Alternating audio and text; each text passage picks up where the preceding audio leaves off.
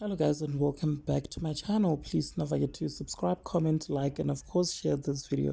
So Musa Mseleku once again could not contain his joy and love over his grandson SingaBakho. Yuka's grandfather shared pictures of Mpumelelo and Tirolo's son, his grandson, of course, on his social media, and said that he cannot wait to have him in Mzumbe so that he can get to meet his father's side of the family, you guys. So the post that Mseleku wrote reads as follows: I cannot wait to have you great young man at home in Mzumbe.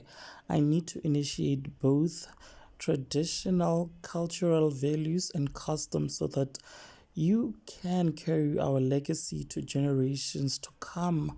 SingaBakho Mseleku. Well, there you have it, guys. Please do let me know what your thoughts are in the comment section. Also like, share, and subscribe. I will definitely see you on my next one. And once again, thank you so much for watching this video. Bye bye.